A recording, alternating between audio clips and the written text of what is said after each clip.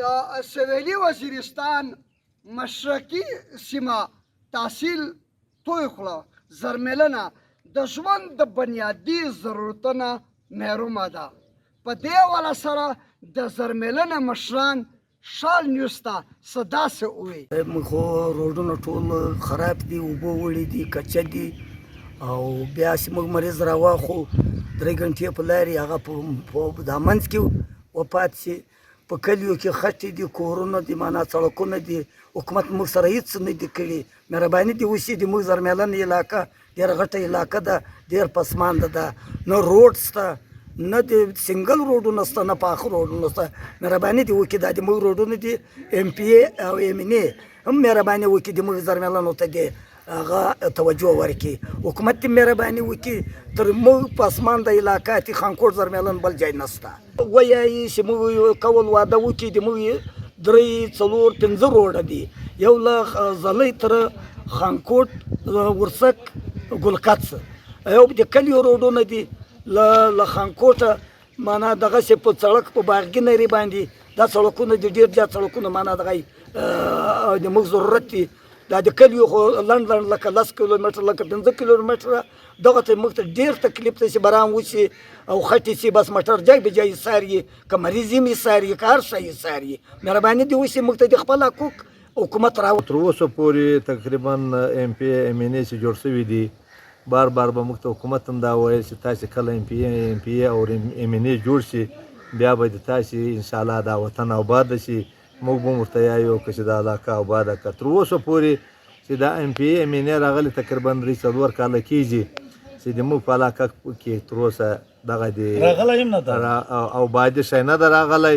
خو یا یې چې زما روډ درکړي دي انشاءالله روډ به وشي، یا یې ما شمسۍ درکړې دي جوماتو ته.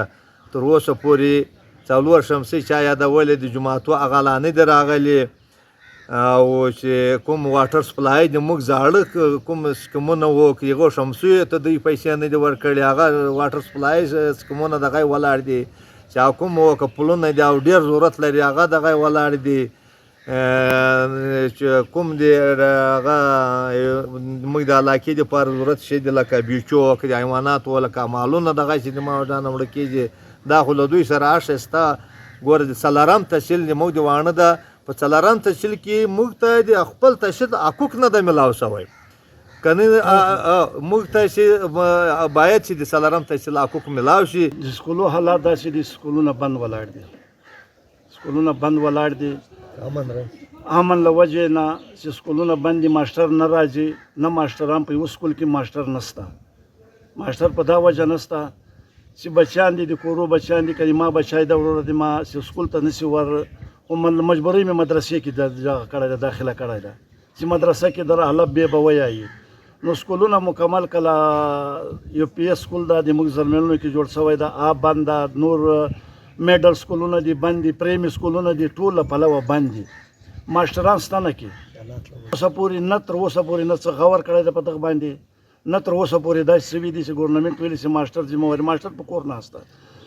نو لہذا په دغه باندې د موږ د کړاسو د ژوند خراب شو، د موږ د کړاسو عمر خراب شو، د موږ د کړاسو زندگی تباه شوه.